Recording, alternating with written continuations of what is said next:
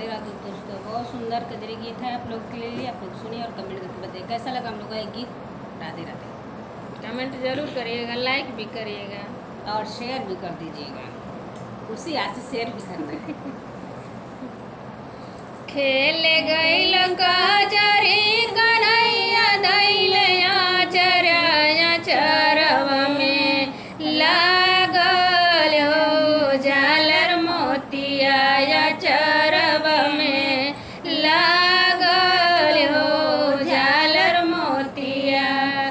बाबा पूछे बतिया नयन से ढूंढ लोरिया।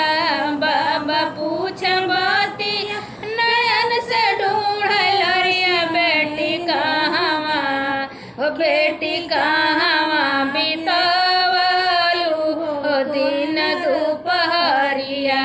बेटी कहवा बितवलू दिन दुपहरिया। खेल गईल कजरी कन्हैया दैले आचरया चरवा में।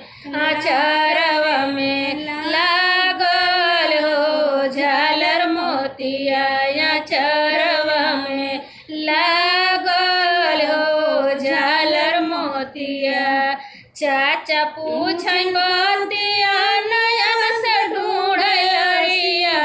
चाचा पूछन बतिया नयन से ढूंढ लरिया। बेटी कहवा हे बेटी कहवा बितावलू दिन दुपहरिया। बेटी कहवा बितावलू दिन दुपहरिया।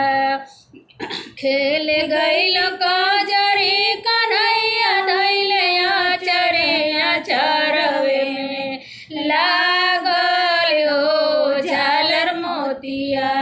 चरवे में लागल हो झालर मोतिया। भैया पूछे बतिया नयन से ढूंढ लोरिया।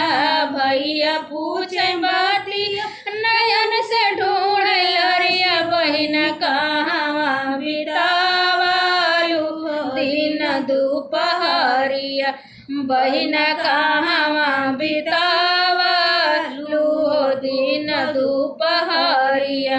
खेल गईल कजरी कन्हैया दैले आचरया चरवे में लागल हो झालर मोतिया।